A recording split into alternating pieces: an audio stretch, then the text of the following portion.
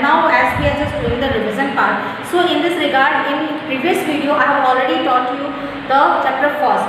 So in this regard, let us just see the question answer of the same chapter, chapter number 1, that is champion. So students, see the question number 1. What is the difference between a common man and a champion? ये कि common man और champion में क्या difference है, तो इसका आपको बताना है. The answer of this question is the common man always stop when he feels tired and exhausted, but champion always continue till his goal is achieved. जो common man है वो थक जाता है, टूट जाता है, लेकिन champion की क्या फर्क है कि वो जब तक अपने गोल को अचीव नहीं कर लेता, he never stops. Now see the question number 2. What efforts should a man make to become a champion? Champion बनने के लिए एक man को क्या-क्या efforts करने चाहिए? A man to become a champion should always be iron will and make him carry on till his goal is achieved. यानी कि एक चैंपियन जो बंदा है उसको हमेशा आयरन विल के साथ होना चाहिए, उसकी विल जो है स्ट्रांग होनी चाहिए आयरन की तरह, और उसे जब तक अपना गोल अचीव नहीं हो he should continue carry on, उसे चलते रहना चाहिए. Now see the question number 3. What does an average runner do when he becomes tired? एक जो औसत रनर होता है जब वो थक जाता है तो वो क्या करता है? तो इसका आंसर देखिए, ए average runner always stop when he become tired. एक एवरेज रनर जो है वो हमेशा रुक जाता है जब वो थक जाता है. Now question number 4. What makes a champion go even if he is very? यानी कि जब भी वो थकता है या उसे परेशानी होती है, प्रॉब्लम्स होती है, लेकिन वो क्या होता है चैंपियन, ही नेवर स्टॉप्स. तो ये आपको इसका आंसर बताना है. इसका आंसर है a champion never stops when it is very, because such kind of things never effect their courage and they do their best to achieve their goal. यानी कि जो चैंपियंस होते हैं वो कभी भी नहीं रुकते, चाहे उन्हें कितनी भी वरी हो, परेशानी हो या कोई भी प्रॉब्लम क्रिएट हो रही हो, क्योंकि वो लोग कभी भी जो है इन चीज़ों से इफेक्टेड नहीं होते हैं और उनकी जो करेज है, जो उनका उत्साह है वो बना रहता है, और जब तक कि वो अपना बेस्ट करते हैं, जब तक कि वो अपने गोल को अचीव ना कर ले, यानी कि जो वो पाना चाहते हैं उसे पा नहीं ले. सो स्टूडेंट, नाउ फोर्थ हमने जो है क्वेश्चन कर चुके हैं. Now see the fifth one. Question number 5. What does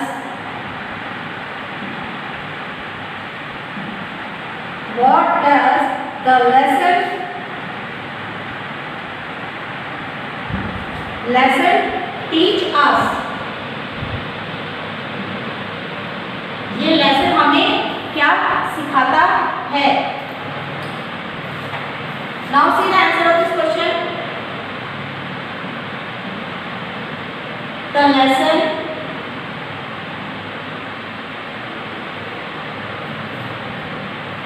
teach us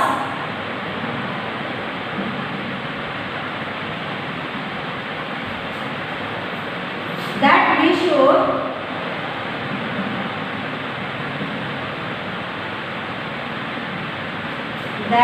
always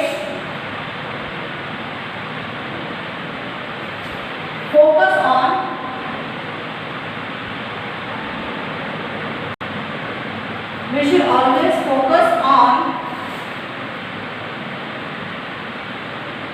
our goal and life true.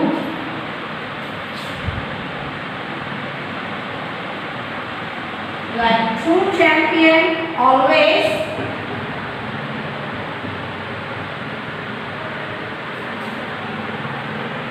keep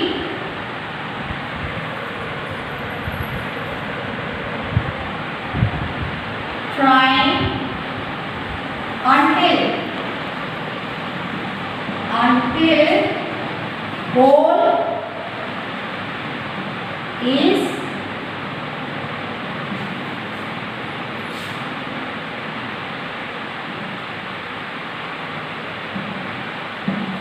reached।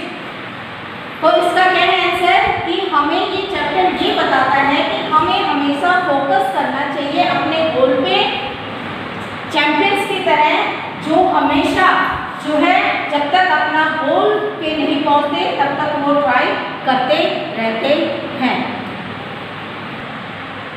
So student, now we will start the chapter the story of the oak and the lime tree। ये एक story है जिसकी मैं आपको brief जो है बता देती हूँ इसकी स्टोरी ब्रीफ में कि जब जो है एक बहुत पहले की बात है इंडोनेशियन जीएस ये है कि जीएस के जो एक जो है आपका क्रिश्चियन का जो है गॉड है तो वो क्या है कि इसमें स्टोरी में वो जो है वेश बना के इंसानों का वो ये जज करना चाह रहे थे कि इंसानों में अभी भी कुछ जो है उनमें सिंपैथी वगैरह है या नहीं, तो उसको जो जज करने के लिए आते हैं तो उसके लिए उन्होंने नॉर्मल जो ह्यूमन बीइंग का फेस बना करके वो गाँव शहर जा रहे थे। तो एक बार अंधेरा होता है तो वो जो है पास पहुँचते तो वहाँ एक घर दिखता है उनको, उस घर में एक बहुत ही बुजुर्ग लेडी और एक जो है जेंट्स रहते, दोनों हस्बैंड वाइफ रहते थे। तो वो क्या करते हैं ऊपर जाकर के वो नॉक करते हैं तो वो ओपन करते हैं डोर, तो उनकी जो है भावना सद्भावना उनमें अंदर सद्भावना है या नहीं। तो यहाँ पे देखिए ये दो पिक्चर्स जो है ये जीसस और उनके जो है फ्रेंड की है जो अपना ड्रेस बदल के आते हैं। यहाँ पे वो जो है ये जेंट्स है ये लेडी है जिन्होंने ओपन डोर किया, तो वहाँ पे सिर्फ एक ही टेबल, एक ही जो है चारपाई और एक ही जो है चेयर थी उस रूम में। तो जैसे ही वो आके वहाँ ओपन करते हैं डोर तो उनको वो वेलकम करते हैं, तो देखते हैं कि घर में तो सिर्फ एक ही जगह है, तो उसके बाद वो दोनों जो है वहाँ पे चारपाई के बैठ जाते हैं। सो व्हाट, तब आप देखना ये चाहते हैं कि दिन ढल चुका है, वो कहीं और नहीं जाना चाह रहे हैं, उन्होंने कहा कि हम आपके रात को यहाँ पर रुकना चाहेंगे, तो हम बहुत दूर से आए, तो वो एग्री हो जाते हैं। तो सोचते हैं क्या खिलाएं, तो जो भी जाकर के जो गार्डन से लेके आते हैं बना के खिलाते हैं, और उसके बाद जो दूध जो मिल्क जो उनके पास होता है तो वो 4 लोगों के लिए अलग से जो है बना करके डालते हैं। उस टाइम जब वो खाना खाने बैठते हैं तो जीस जो है वो मांगते कहने कि हमें क्या थोड़ा और मिल्क मिल जाएगा, हालांकि उनको पता होता है उसकी वाइफ को कि हाँ हमने सिर्फ 4 जग में 4 ही ग्लास जो है डाले हैं दूध के, तो उसमें और दूध नहीं है। लेकिन जब वो देखने लगती है तो इट वॉज जस्ट मिरेकल कि वो जग में जो है दूध और आ जाता है। तो उसके बाद वो सर्व करते हैं, तो फिर उसके बाद जो है लेडी अपने हस्बैंड को बुलाती है कि लगता है कि जो हमने इन्हें सर्व किया है वो उनके लिए सफिशिएंट नहीं है, सिर्फ in that case they just need more. तो उसके लिए जो हमें क्या करना चाहिए, तो उनके पास एक बहुत ही पुराना जो है एक कॉक था उनके पास मुर्गा, तो वो सोचते कि हम जो है ना अपने इसके लिए अपने मेहमानों के लिए क्यों ना हम आज उन्हें बना के इसको खिला दें। तो इसके बाद जब वो अपने सजेस्ट करती है अपने हस्बैंड को, तो लेडी को जब भी वो सजेस्ट करती है तो जस्ट इस बात को सुन लेता है और कहता है नहीं नहीं हमारा पेट भर चुका है, वी आर ओके। अब जो है हम आपके इस जो है आदर भाव से और आपकी जो मेहमान नवाजी से वी आर हैप्पी, और हम इस रिगार्ड में आपको कुछ देना चाहते हैं। So just ask anything, what can we help you. तो वो जो है जीसस से कहते हैं हस्बैंड से, तो दोनों कहते हैं कि हमें क्या चाहिए, हमें कुछ नहीं चाहिए, हमें आपका दिया हुआ सब कुछ है ना, वी आर हैप्पी। तो उसके बाद कहते हैं नहीं फिर भी आप मांगो क्या देना चाहते हैं, क्या मांगना चाहते हैं। तो ये कहते हैं कि हम दोनों हमेशा एक साथ रहें और खुश खुश रहें। तो ये कह के उनको जो है ना ओके कह के वो वहाँ से चले जाते हैं। तो दोनों जो है काफ़ी जो है उनको कहने के बाद जब जाने के बाद काफ़ी समय के बाद the Jews again come returns to see after many years to see कि how they this lady and that old man are living there. तो वो वापस आके देखता है कि वो एज इट इज़ खुश हैं लेकिन बहुत ही बूढ़े हो चुके होते हैं। तो उसके बाद जो है तो जो सोचता है कि अब इनको कैसे मतलब खुश किया जाए, तो उसके बाद वो मैजिक से जो है उन दोनों हस्बैंड और वाइफ को ओक ट्री और लाइम ट्री में चेंज कर देता है, जो हमेशा इसीलिए जो है ये एक मान्यता है, कहावत है कि लाइम ट्री और ओक ट्री जो है आपस में जो है पास ही पाए जाते हैं। ये उस टाइम की जो है कहानियाँ हैं। तो this is the story, short story of this oak tree and lime tree. So student अब आपको स्टोरी इसकी समझ में आ गई है। मैंने आपको पहले भी बता चुकी हूँ, इसको पूरा डिटेल में बताइए, आप इसकी रीडिंग करके और एक बार फिर से रिवाइज कर लीजिएगा। So stitch to the exercise now. ये स्टूडेंट्स देखिए यहाँ पे ये ओक ट्री है आपका और ये है लाइम ट्री। इन दोनों को जो है दोनों जो कपल्स को जो है ज्यूस क्या करता है इनको कन्वर्ट कर देता है लाइम ट्री में और ओक ट्री में, और तब से जो है ये कहावत कहा जाता है कि ओक ट्री और लाइम ट्री जो है दोनों ही पास पाए जाते हैं। ये student now see the one word question answer. 3 दिए हुए हैं, इनको आपको सिर्फ वर्ड में बताना है answer. Who were the two Greek gods? जो 2 Greek gods थे वो कौन कौन थे? Zeus and the Hermes। ये दो जो है ग्रीक के गॉड्स थे जो वेश बदल करके जो है घूम रहे थे। Now see the second one. Why did they often visit the world of man and woman? उन्होंने जो है मैन और वुमेन के संसार में क्यों घूमना जो है पसंद किया? To know about human qualities। क्या जानने के लिए कि ह्यूमन के अंदर कौन कौन सी क्वालिटीज हैं। अब थर्ड का देखिए, Why did the old man go out to the garden? Garden में जो है बाहर जो ओल्ड मैन क्यों गया? To get some vegetables। तो वेजिटेबल्स लेने के लिए गया था, इसका ये आंसर है। So that they can prepare something to serve the Greek gods। Now see the multiple choice question। अब ये MCQs देखिए, इसमें आपका फर्स्ट देखिए, It was already evening and they stopped in front of a small dash। अब dash में क्या आएगा? इसके ऑप्शंस देखिए, एक है हाउस, घर, हट, झोपड़ी और कॉटेज। ये इसको भी हम झोपड़े ही कहते हैं कॉटेज को। तो इस तरह से देखिए आप इसमें जो अकॉर्डिंग टू द इसको लेसन के अकॉर्डिंग यहाँ पे क्या आएगा आपका हट। They stop in front of the small हट। तो इसका बी इसका करेक्ट आंसर है। अब नंबर 2 देखिए, the old man's wife set a pot of dash on the fire. Old man की वाइफ ने जो है आंच पर, अग्नि पर क्या रखा? डैश। यहाँ पे है वाटर, पानी, फिर है टी, दूसरा ऑप्शन है टी चाय और तीसरा है मिल्क। तो इसमें according to the this chapter यहाँ पे करेक्ट आंसर आपका वाटर आएगा। उसने पॉट में क्या किया? वाटर डाला फायर के ऊपर, so that she can cook the vegetables for the this their rest. अब यहाँ पे देखिए number 3, the jug had only dash cups full of milk. Jug में जो है कितने जो है कप्स जो है फुल थे मिल्क के। तो क्या आएगा इसमें? 2 आएगा, 3 आएगा या 4 आएगा? तो इसमें देखिए बच्चों क्या आना चाहिए? यहाँ पे इसका जो है 4 करेक्ट आंसर है, क्योंकि इंक्लूडिंग दैट कपल, 2 गेस्ट थे, 2 कपल थे, तो उन दोनों के लिए 4 लोगों ने जो है भरे थे वाटर इसके मिल्क के कप्स। तो यहाँ पे इसका करेक्ट आंसर 4 है। अब 4 का देखिए, Suddenly he looked into the jug, dash there may be a little left। अब ये देखिए 4 इसके देखिए ऑप्शन पहला है परहैप्स, शायद, होपिंग, आशा रखना और थिंकिंग, सोचना। तो इसमें ये क्या है कि जो है मतलब दुखी मन से सोचती है कि यहाँ पे क्या आएगा कि perhaps is the right answer, कि शायद उसमें अभी कुछ दूध बाकी बचा हो। 5th का देखिए, the only other thing they had was an old dash. Dash में देखिए क्या आएगा? कॉक आएगा या गीस आएगा या हैन आएगा। तो एक इनमें से उसके पास क्या चीज थी? ना तो उसके पास हैन थी, ना ही गीस थी, उसके पास क्या था? कॉक था। तो इसका करेक्ट आंसर ऑप्शन क्या आएगा? कॉक। अब इसमें 6th का देखिए, the old couple looked at each other and dash quickly for some time. अब इसमें देखिए उन दोनों ने, कपल ने, दोनों ने एक दूसरे की तरफ देखा और क्वाइटली कुछ सोचने लगे कुछ देर के लिए। तो क्या आएगा इसमें? टॉकिंग आएगा, सॉरी टॉक आएगा, थॉट आएगा या डिस्कस। तो टॉक बात करना भी इसमें नहीं आएगा, थॉट सोचना भी नहीं आएगा। तो यहाँ पे इसका करेक्ट ऑप्शन है डिस्कस। उन दोनों ने एक दूसरे के साथ लुक एट, एक दूसरे को देखा, discuss quietly for some time, और कुछ देर के लिए उन्होंने आपस में बहस की। सो स्टूडेंट ये आपका एमसीक्यूज है। यस, अब इसका 7th का देखिए एमसीक्यूज का, Jews thought that they would not dash much longer in this condition।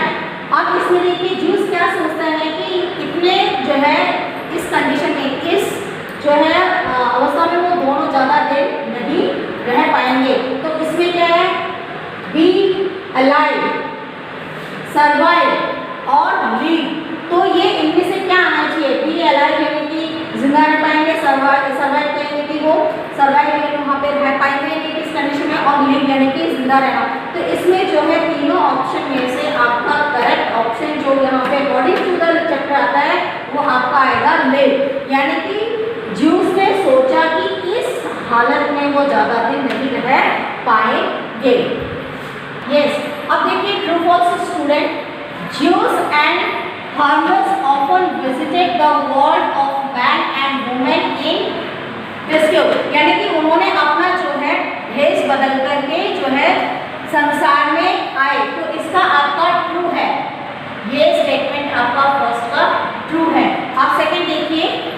Once during their visit they stopped in front of a small cottage, यहाँ पे कॉटेज है तो वो एक कॉटेज के सामने रुक गए, तो कॉटेज हट के तो इस पे कंपैरिजन में इससे करेंगे, तो ये भी आपका ट्रू है, ट्रू स्टेटमेंट है। Yes,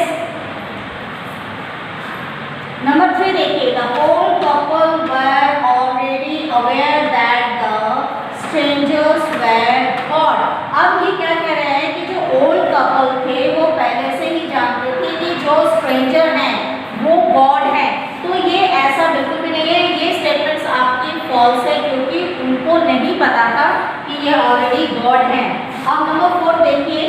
the old couple were very hospitable to the stranger. Hospital, तो इसका मतलब क्या है कि स्ट्रेंजर के साथ उन्होंने बहुत ही आराम से और उनको हॉस्पिटलाइज किया, यानी कि उनके साथ व्यवहार जो है बहुत ही अच्छा किया। तो ये आपका स्टेटमेंट भी ट्रू है क्योंकि they tried their best to serve them. अब यहाँ पे 5th का देखिए। Jews and Hermes were not happy with the food the old couple offered, यानी कि ज्यूस और हार्मस ने जो कपल ने उनको फूड प्रोवाइड किया था उससे वो खुश नहीं थे। तो इसका जो है आपका ये स्टेटमेंट फॉल्स है, वो काफी खुश थे, तो इसका 5th का आपका फॉल्स आएगा। अब 6th का देखिए। Jews drank all the milk from the jug। Juice ने क्या किया कि सारा मिल्क जो जग में था वो पी लिया। ये गलत है स्टेटमेंट है, सारा नहीं पिया। It was distributed into 4 parts, 4 parts में डाला हुआ था, इसलिए ये स्टेटमेंट भी आपका फॉल्स है। अब देखिए 7। Hermes changed the old couple into an oak tree and a lemon tree। Harms ने जो है ओल्ड कपल को ओक ट्री और लेमन ट्री में बदला था, जबकि ये सही नहीं है।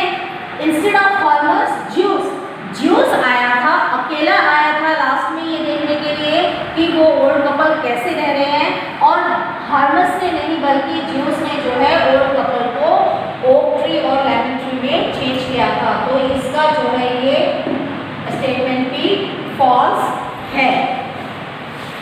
So student, आप देखिए who said to following and to move, ये किसने किसको कहा है? said to कहा गया, said by किसने कहा। अब स्टेटमेंट देखिए, स्टेटमेंट के फर्स्ट देखिए। we are fortunate to have you here, हमें आपको यहाँ देखकर अच्छा लगा। तो ये क्या है?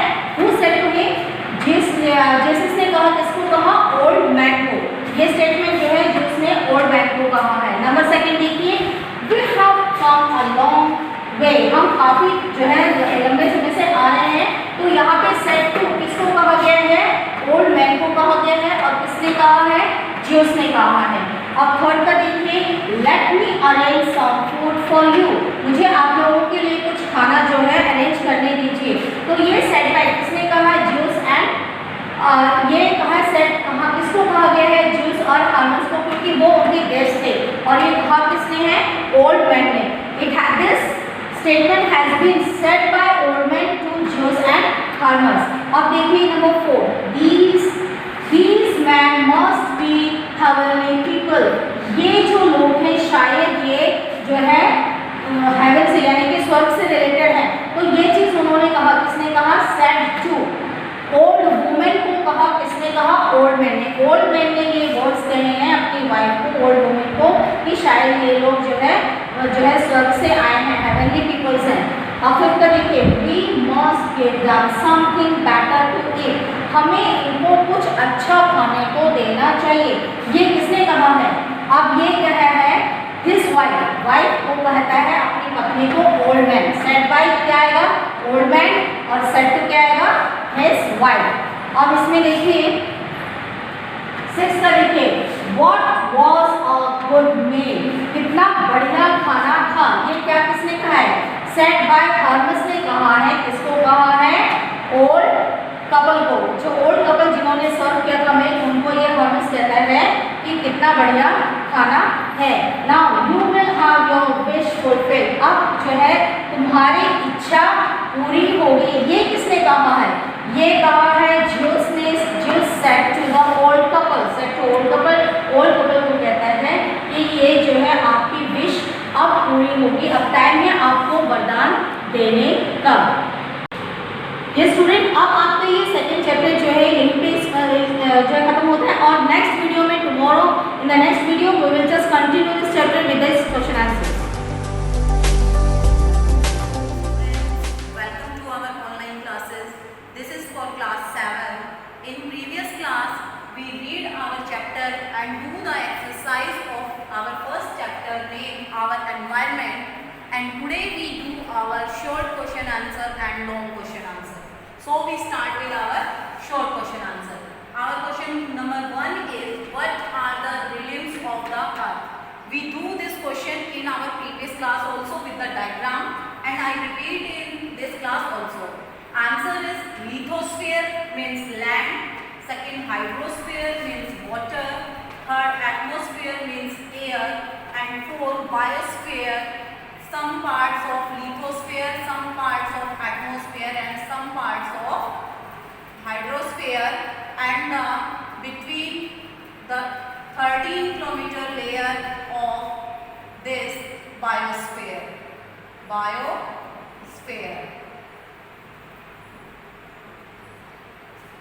Our next question is, what is difference between autotrophs and heterotrophs? कि ऑटोट्रॉप्स और हेटेरोट्रॉप्स में क्या डिफरेंस है? ऑटोट्रॉप्स क्या होते हैं और हेटेरोट्रॉप्स क्या होते हैं? Living things like plants which can synthesise their own food directly from the environment are called autotrophs और प्रोड्यूसर्स। कि जो ऑटोट्रॉप्स होते हैं, जो अपना खाना खुद बनाते हैं, इनको क्या बोलते हैं? इनको उत्पादक भी बोलते हैं। क्या बोलते हैं? उत्पादक। जैसे कि पौधे होते हैं जो अपना खाना वातावरण से खुद बनाते हैं, इनको किसी के ऊपर डिपेंड रहने की ज़रूरत नहीं होती, तो ये जो अपना खाना खुद बनाते हैं इनको या तो ऑटोट्रॉप्स बोलते हैं या इनको प्रोड्यूसर्स बोलते हैं, और इनमें केवल प्लांट्स ही आते हैं। Organisms including human beings which depend on other plants and animals for food are called heterotrophs और कंज्यूमर्स। कि वो जैविक तत्व या वो जीवाणु जो जिनके अंदर कौन कौन इंक्लूड है? ह्यूमन बीइंग्स भी इंक्लूड है, और जो दूसरे प्लांट्स और एनिमल्स के ऊपर डिपेंड करते हैं अपना खाना बनाने के लिए। देखो, जो हम अनाज लेते हैं वो हम प्लांट से लेते हैं, जो हम फ्रूट्स लेते हैं वो भी हम प्लांट से लेते हैं, और जो हम मीट वगैरह लेते हैं वो हम किन से लेते हैं? एनिमल से। तो ह्यूमन बीइंग जो है वो पूरा डिपेंड करता है अदर प्लांट्स और एनिमल्स पे। तो इनको कहते हैं हेटेरोट्रॉप्स और कंज्यूमर्स। कंज्यूमर्स का मतलब होता है उपभोक्ता, उपभोक्ता, ठीक है, जो दूसरों के ऊपर डिपेंड रहता है।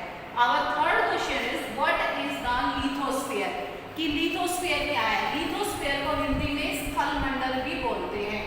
स्थल मंडल, जिस लैंड के ऊपर हम खड़े हुए हैं उसी को हम लिथोस्फीयर बोलते हैं। The lithosphere that human beings, plants and animals exist. कि लिथोस्फीयर स्थल मंडल कौन सा भाग है जिसके ऊपर ह्यूमन बीइंग्स रहते हैं, प्लांट्स रहते हैं, एनिमल्स रहते हैं, एग्जिस्ट करते हैं, मतलब उसके ऊपर खड़े हुए रहते हैं, उसके ऊपर निवास करते हैं। और अपनी जो लिथोस्फीयर है, अपनी जो 100% अर्थ है, उसका 71% तो वाटर है और 29% वो लैंड। तो लिथोस्फीयर, जब लैंड को ही लिथोस्फीयर बोलते हैं तो कितनी है? 29%। It is the solid crust of the अर्थ। ये अर्थ की जो ऊपरी परत है, ये जो अपनी अर्थ का हम जो एक डायग्राम बनाते हैं, तो इसका जो ये ऊपर वाला सॉलिड क्रस्ट है, इसको क्या बोलते हैं? लिथोस्फीयर ही बोलते हैं। इसको हम क्रस्ट भी बोल सकते हैं और इसको हम लिथोस्फीयर भी बोल सकते हैं, इसको हम लैंड भी बोल सकते हैं। तो ये क्या है? सॉलिड भाग है। Next question is, what is global warming? कि ग्लोबल वार्मिंग क्या है? Global warming is means gradual increase in world's temperature caused by greenhouse gases कि greenhouse gases मतलब हरित गृह जो गैसेस होती हैं उनके कारण अचानक से अपनी जो पृथ्वी है उसका टेम्परेचर बढ़ जाना।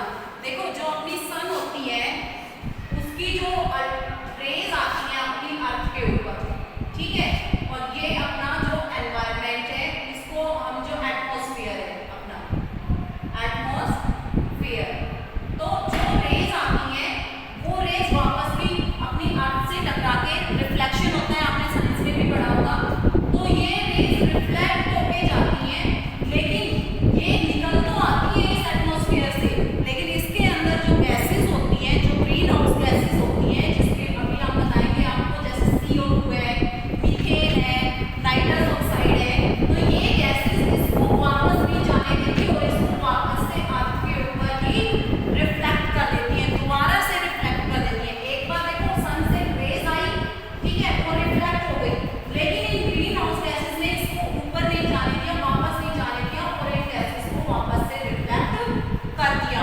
और जब एक लिमिट से ज़्यादा अपनी अर्थ के ऊपर जब यहाँ पे सनलाइट आएगी तो अपनी अर्थ का टेम्परेचर इंक्रीज होगा और जिससे जो अपनी स्नो जो बर्फ जमी हुई है जिन जहाँ जहाँ पे उसको क्या होगा वो पिघलने लग जाएगी इस टेम्परेचर के बढ़ने से, ठीक है, तो बहुत सारे और जो अपनी अर्थ है उसका टेम्परेचर भी बढ़ जाएगा, तो इसी को ग्लोबल वार्मिंग कहते हैं।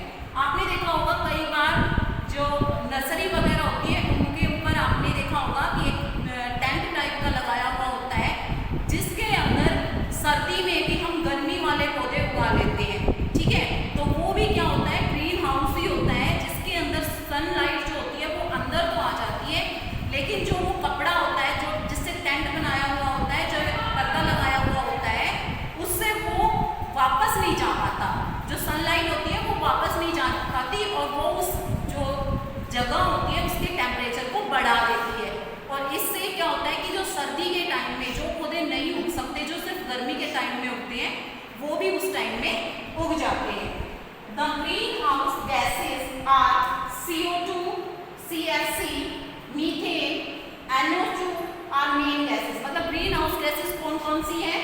CO2 है, कार्बन डाइऑक्साइड है, CFC है, CFC हम जो हमारे रेफ्रिजरेटर होते हैं, AC होते हैं, उनमें से निकलती है, और मीथेन है और नाइट्रस ऑक्साइड है। ये कुछ ग्रीन हाउस की मेन गैसेस है। Our fifth question is what is the main causes of global warming? अभी मैंने आपको ग्लोबल वार्मिंग के बारे में बताया कि अपने एनवायरनमेंट का टेम्परेचर जब अचानक से बढ़ जाता है तो उसको ग्लोबल वार्मिंग कहते हैं। तो इसकी क्या मुख्य कारण है? आंसर है the main causes of global warming are, कि ग्लोबल वार्मिंग के मुख्य कारण हैं। फर्स्ट है डिफॉरेस्टेशन। डिफॉरेस्टेशन का मतलब होता है कि वनों का बहुत ही ज़्यादा मात्रा में कटाई। सेकेंड है यूज ऑफ व्हीकल्स, कि व्हीकल्स से जो पोल्यूशन होता है उससे भी ग्लोबल वार्मिंग होती है। CFC एक गैस है, क्लोरोफ्लोरोकार्बन, तो इससे भी ग्लोबल वार्मिंग होती है।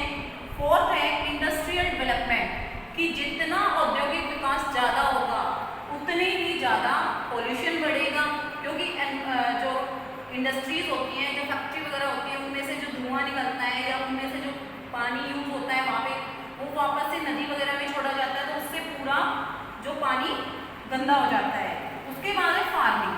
अब आप सोचोगे कि फार्मिंग से कैसे ग्लोबल वार्मिंग बढ़ती है, तो फार्मिंग के अंदर जो हम फर्टिलाइजर्स यूज़ करते हैं, जो खाद वगैरह यूज़ करते हैं, उनसे भी जो गैसेस निकलती हैं, या जैसे कि फसल काटने के बाद जो भूसा या पराली बच जाती है उसको जब हम जलाते हैं तो उससे भी जो पोल्यूशन होता है उससे भी ग्लोबल वार्मिंग होती है। Our sixth question is what are biotic component, कि बायोटिक कंपोनेंट क्या है, जैविक तत्व क्या है। Biotic components refers to the living things, कि बायोटिक जो कंपोनेंट है, जैविक जो तत्व हैं, वो लिविंग थिंग्स को डिनोट करते हैं इन आवर एनवायरनमेंट, जो हमारे वातावरण में है, and include all forms of plants and animals. और उसके अंदर इंक्लूड क्या होता है, ह्यूमन बीइंग भी इंक्लूड है, प्लांट्स भी इंक्लूड है और एनिमल्स भी इंक्लूड है। मतलब जो तत्व सांस लेते हैं और जो खाना खाते हैं, अब हम प्लांट्स को ये नहीं कर सकते कि मूव करते हैं, क्योंकि प्लांट्स मूव नहीं करते। एनिमल्स और ह्यूमन बींग्स तो मूव भी करते हैं, लेकिन प्लांट्स ग्रो करते हैं। प्लांट्स क्या करते हैं? ग्रो करते हैं, ह्यूमन बींग्स और एनिमल की तरह। अब अपना क्वेश्चन नंबर 7 है, व्हाट आर अबायोटिक कंपोनेंट, कि अजैविक तत्व क्या होते हैं? All those things which are composed of non living things, कि वो सभी अजैविक पदार्थ या मृत पदार्थ जिनके अंदर जीवन नहीं होता, ठीक है, जो सांस नहीं लेते, जो भोजन नहीं खाते, उन सबको क्या कहते हैं? अबायोटिक रिसोर्सेज या अबायोटिक कंपोनेंट कहते हैं। जैसे सनलाइट है, मिनरल है, सॉइल है, ठीक है, आप इसमें सॉइल भी ऐड कर सकते हो, इसके अंदर आप क्ले भी यूज कर सकते हो, स्टोन भी यूज कर सकते हो इसके एग्जाम्पल में। तो ये सारे एग्जाम्पल्स हैं अबायोटिक कंपोनेंट के। Now we do our long question answer of first chapter. Our first question is, write a note about the biotic components of the earth, कि जो अर्थ के, अपनी पृथ्वी के जो जैविक तत्व हैं उनके बारे में अब हमें बताना है डिटेल में। बायोटिक फैक्टर्स आर लिविंग और ones living organisms in the ecosystem, कि जो अपना इकोसिस्टम है उसके अंदर बायोटिक कंपोनेंट्स एक इम्पोर्टेंट फैक्टर है, जीवित फैक्टर है। सेकंड है, these are obtained from the biosphere and capable of reproduction, कि ये जो है ये हमें बायोस्फीयर से, बायोस्फीयर मतलब जैव मंडल से प्राप्त होते हैं। ये जैव मंडल में रहते हैं। कौन से मंडल में रहते हैं? जैव मंडल में। और इनकी कैपेबिलिटी क्या होती है, इनकी क्षमता क्या होती है? रिप्रोडक्शन की होती है। जैसे कि एक पौधा होता है, पौधा बड़ा होकर वृक्ष बनता है और जब फल देता है तो उसके अंदर जो बीज होते हैं, फल के अंदर जो बीज होते हैं, जब वो फिर से भूमि के ऊपर गिर जाते हैं, लैंड के ऊपर गिर जाते हैं, तो वापस से एक पौधा खड़ा कर देते हैं, ठीक है। तो ये क्या है? रिप्रोडक्शन है। ऐसे ही एनिमल्स में और ह्यूमन बींग्स में भी होता है। थर्ड है प्रोड्यूसर्स और ऑटोट्रॉप्स। इसके अंदर कौन कौन आते हैं? प्रोड्यूसर्स और ऑटोट्रॉप्स आते हैं, कंज्यूमर्स और हेटरोट्रॉप्स आते हैं। जो ऑटोट्रॉप्स या प्रोड्यूसर्स क्या होते हैं? जो उत्पादक होते हैं, जैसे कि प्लांट्स, जो मैंने आपको प्रीवियस क्वेश्चंस में बताया था। कंज्यूमर्स जो अपना खाना स्वयं नहीं बनाते, दूसरे प्लांट्स और एनिमल्स के ऊपर डिपेंड करते हैं। इनके कुछ एग्जांपल्स हैं, animal, plant, fungi, bacteria etcetera. तो बायोटिक कंपोनेंट का हम एक कंक्लूजन निकालते हैं कि वो तत्व होते हैं जो एक तो जीवित होते हैं, दूसरा जिनके अंदर रिप्रोडक्शन होता है। उसी के 2 पार्ट्स हैं, प्रोड्यूसर्स और कंज्यूमर्स, और ये इसके एग्जाम्पल्स हैं, ठीक है, animal, plant, human being, fungi, bacteria, जो भी है। Our second question is, write a note about the abiotic component of the earth. पिछले फर्स्ट क्वेश्चन में हमने किया बायोटिक कंपोनेंट, अब हम करेंगे अबायोटिक कंपोनेंट। तो अबायोटिक कंपोनेंट के अंदर क्या आएगा? फर्स्ट आएगा लैंड, कि अबायोटिक कंपोनेंट में जो मृत जो अपना कंपोनेंट है, तत्व है या अजैविक जो तत्व है, उसके अंदर सबसे पहला कौन सा पॉइंट है? Land. The lithosphere that human beings, plants and animal exist. I teach you about lithosphere, land in previous question. तो लिथोस्फीयर क्या है? जो human beings, plants and animals exist करते हैं, 29% है अपनी लैंड। उसके बाद है water. The hydrosphere contains water on Earth's surface, underground water as well as in the atmosphere. कि जो हाइड्रोस्फीयर होता है, जो अपना जलमंडल होता है, वो क्या करता है? कंटेन करता है वाटर को, ठीक है। वाटर को ही हाइड्रोस्फीयर बोलते हैं, जहाँ पे हमें वाटर मिलता है।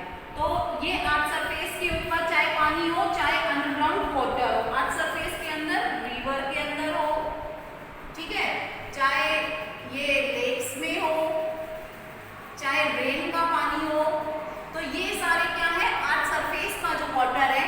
अंडरग्राउंड वाटर जैसे वेल होते हैं, समरसीबल होते हैं, तो ये सारे क्या कहलाते हैं? अंडरग्राउंड वाटर कहलाते हैं। एज वेल एज और कौन सा वाटर? जो अपने एटमॉस्फेयर में है, वाटर वेपर्स के रूप में, ठीक है, वाटर वेपर्स, इवेपोरेशन के द्वारा जो सनलाइट है, जो आप देखते हो कि बारिश होती है तो अपनी अर्थ के ऊपर बहुत सारा पानी हो जाता है, लेकिन थोड़ी देर बाद आप देखते हो कि वो पानी सारा खत्म हो जाता है, तो सारा लैंड के अंदर तो नहीं जाता, कुछ पानी जो सन होती है वो अपनी सनलाइट से इवेपोरेट कर लेती है और वो फिर से बारिश के रूप में अर्थ के ऊपर आ जाती है। यहाँ आप देखते हो कि जो गर्मियों का मौसम होता है उसमें बारिश होने के बाद चिपचिप करने लग जाते हैं, जो पसीने होते हैं वो चिपचिप करने लग जाते हैं, तो वो क्यों होता है कि जो अपना एनवायरनमेंट है, जो अपना एटमॉस्फेयर है, उसके अंदर जो वाटर वेपर्स होते हैं उनकी मात्रा बढ़ जाती है। उसके बाद है air. Atmosphere is the blanket of air which envelopes the earth. कि एटमॉस्फेयर क्या है? एक ऐसा कंबल है या एक ऐसा आवरण है जिसने हमारी अर्थ को चारों तरफ से ढका हुआ है और इसके अंदर सारी गैसेस आती है। Our third question is, how have human activities interfered with the balance maintained on earth? कि जो ह्यूमन एक्टिविटीज़ हैं वो किस तरह से जो इंटरफेयर करती हैं, मतलब जो बैलेंस बना हुआ है अपनी अर्थ के ऊपर वाटर का, एयर का, लैंड का, तो उसके अंदर जो ह्यूमन एक्टिविटीज़ है वो कैसे इंटरफेयर करती है, वो कैसे उनको तोड़ती है। तो human activities interfere with the balance maintain on earth. की जो ह्यूमन एक्टिविटीज है वो आगे बताए गए हैं कुछ पॉइंट्स। तो पहला है ओवर पॉपुलेशन, कि जनसंख्या इतनी तेजी से बढ़ रही है जिसको रहने के लिए घर भी चाहिए, पढ़ने के लिए स्कूल्स भी चाहिए, फिर खाने के लिए जो एग्रीकल्चर लैंड भी चाहिए, तो इन सारी चीज़ों का जो इफेक्ट पड़ता है, तो जितनी पॉपुलेशन बढ़ेगी इन चीज़ों की ज़्यादा ज़रूरत पड़ेगी, तो जो ओवर पॉपुलेशन है वो भी जो अपनी लैंड है उसका जो बैलेंस है, जो अपना एनवायरनमेंट का बैलेंस है उसको डिस्ट्रॉय करती है। सेकेंड है पॉल्यूशन, कि पॉल्यूशन जितना ज़्यादा होगा अपना एनवायरनमेंट के अंदर उतना ही ग्लोबल वार्मिंग ज़्यादा होगी, तो ये भी जो अपना बैलेंस है अर्थ का उसको इंटरफेयर करता है। थर्ड है ग्लोबल वार्मिंग। प्रीवियस क्वेश्चन में मैंने आपको ग्लोबल वार्मिंग और उसके कॉजेज बताए थे, तो ग्लोबल वार्मिंग भी एक इम्पॉर्टेंट फैक्टर है इंटरफेयर का, जो अपने अर्थ के बैलेंस को मेंटेन करने में प्रॉब्लम्स क्रिएट करता है। उसके बाद है डिफॉरेस्टेशन, वनों का अत्यधिक कटाव। अब जब वन ज़्यादा कटे जाएंगे, जब फॉरेस्ट को हम अनलिमिटेड काटेंगे तो उससे ना तो टाइम पे रेन होगी और जो सॉइल इरोजन ज़्यादा होगा, तो बहुत सारे रीजंस हैं जो अपने जो अर्थ को मेंटेन करने में, बैलेंस मेंटेन करने में प्रॉब्लम क्रिएट करते हैं। उसके बाद है एसिड रेन, कि जितना ज़्यादा पॉल्यूशन होगा उससे क्या होगा कि जितना भी अपने अर्थ का जो उस धुएं के साथ जो एसिड है, ठीक है, वो अपना ऊपर जाके बादलों के पास इकट्ठा हो जाएगा और उससे फिर जो रेन होगी वो प्लांट्स, एनिमल्स सभी के लिए वो हानिकारक होगी।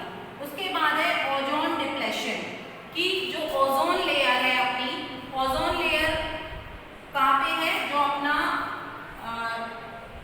स्ट्रेटोस्फेयर है। कौन सा है? स्ट्रेटोस्फेयर। आपने प्रीवियस क्लास में पढ़ा था कि 4 लेयर्स होती हैं, सॉरी 5 लेयर्स होती है, तो उनमें फर्स्ट ट्रोपोस्फेयर होती है, उसके बाद स्ट्रेटोस्फेयर होती है, ठीक है। तो इस स्ट्रेटोस्फेयर में ओजोन लेयर होती है और इस ओजोन लेयर को, ओजोन लेयर क्या होता है इसका सिंबल, जो ओजोन गैस है उसका सिंबल है O3। तो इस O3 से भी क्या बना है? ओजोन लेयर बना है, जो अल्ट्रावायलेट रेज होती है सन की, उनको वो अपने पास रखती है और हमें कैंसर जैसी बीमारियों को होने से बचाती है।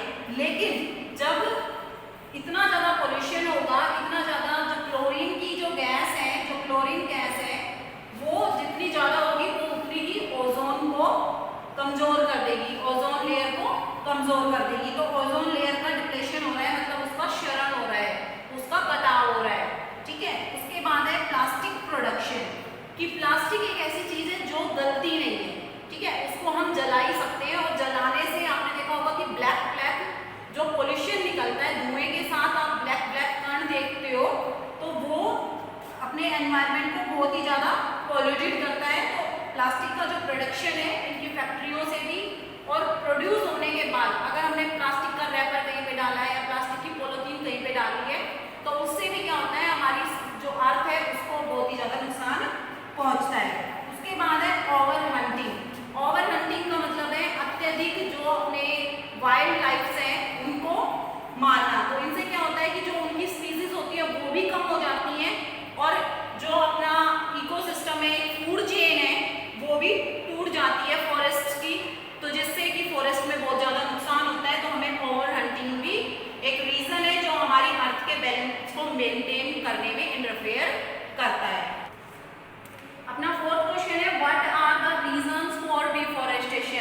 कि जो वनों का अत्यधिक कटाव है उसके क्या कारण है।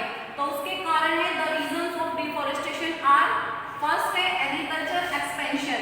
एग्रीकल्चर एक्सपेंशन मतलब, एक्सपेंशन का मतलब होता है विस्तार, कि जितनी ज़्यादा पॉपुलेशन होगी उसके लिए उतना ही ज़्यादा खाना चाहिएगा, और खाना चाहिएगा तो हमें वनों की कटाई करनी पड़ेगी एग्रीकल्चर लैंड के लिए। तो एग्रीकल्चर एक्सपेंशन, कि एग्रीकल्चर लैंड को बढ़ाने के लिए हमें वनों की कटाई करनी पड़ेगी। उसके बाद है कैटल ब्रीडिंग, कि जितने ज़्यादा पशु होंगे तो वो क्या करें, जो पशु होते हैं उनको एक तो खाने के लिए चारा चाहिएगा, तो उस चारे के लिए उनके लिए जो हमें ग्रास वगैरह उगानी पड़ेगी, या जो भी चारा वो खाते हैं वो उगाना पड़ेगा। दूसरा, जो कैटल्स होते हैं उनके जो पैर होते हैं उनके नीचे खुर लगे हुए होते हैं, तो वो क्या करते हैं इस लैंड को की खुदाई कर देते हैं। उनके इतने टाइट खुर होते हैं कि वो इस लैंड को खुदाई कर देते हैं, जिससे अगर बारिश होती है तो वो लैंड यहाँ से कट के सॉइल इरोजन हो जाता है।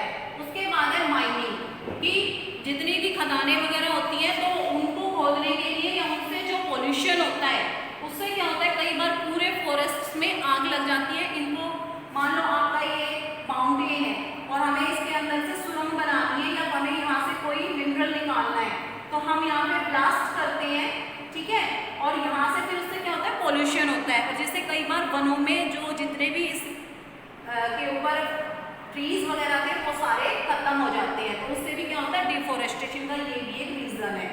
उसके बाद है डैम कंस्ट्रक्शन, कि जो डैम बनाने के लिए हमें जगह चाहिए होती है, तो उस डैम के लिए हमें, जब डैम हम यहाँ पे बना रहे हैं तो इसके पीछे की जगह हमें पानी भरने के लिए भी ज़रूरत पड़ेगी। तो यहाँ पे जो भी लैंड होगी उसके ऊपर चाहे फॉरेस्ट हो चाहे एग्रीकल्चर लैंड हो, ये सारी लैंड खराब हो जाएगी, और यहाँ पे जो पानी भरा रहेगा तो वो पानी जो हमेशा भरा रहेगा, तो इससे क्या होगा, इसकी आसपास की जो लैंड होगी वो भी, जो वहाँ पे फॉरेस्ट या जो पेड़ पौधे होंगे वो भी गल जाएंगे, वो भी ज़्यादा दिन नहीं रुक पाएंगे। उसके बाद है टिम्बर एक्सट्रैक्शन। टिम्बर एक्सट्रैक्शन का मतलब है कि जो वनों की जो लकड़ियाँ होती हैं उनका हम अत्यधिक कटाव करते हैं, चाहे उनको इंडस्ट्रीज में यूज़ करने के लिए करें, चाहे घर में ईंधन के लिए करें, तो किसी भी तरीके से जब हम वनों की इस लकड़ी का जो उपयोग करने के लिए हम करते हैं तो हम पूरे वनों की कटाई कर देते हैं। तो these are some reasons of deforestation. Our last question is what are consequences of deforestation, कि जो डिफॉरेस्टेशन हो रहा है उससे क्या क्या दुष्प्रभाव पड़ रहे हैं। कॉन्सिक्वेंसेस का मतलब होता है उसके क्या क्या प्रभाव पड़ रहे हैं। तो फर्स्ट है increase green house gases emission, कि जो ग्रीन हाउस गैसेज हैं उनका बढ़ाव हो रहा है, उनको उनकी बढ़ोतरी हो रही है, क्योंकि जब वन होते हैं तो वो ऑक्सीजन गैस देते हैं, ठीक है, जो प्लांट्स होते हैं वो ऑक्सीजन देते हैं और CO2 को ऑब्जर्व कर लेते हैं अपना फूड बनाने के लिए। तो जब वन ही नहीं रहेंगे तो क्या होगा, ऑक्सीजन की कमी हो जाएगी और CO2 ज़्यादा मात्रा में हो जाएगी, तो जिससे क्या होगा, increase of green house gases हो जाएगा। उसके बाद है डिस्टर्ब द वाटर साइकिल, जो अपनी वाटर साइकिल है, क्योंकि जो वन होते हैं वो बारिश करने के लिए बहुत ही ज़्यादा उपयोगी होते हैं, तो अगर वन ही नहीं होंगे तो जो अपना वाटर साइकिल है वो खराब हो जाएगा, इससे अपनी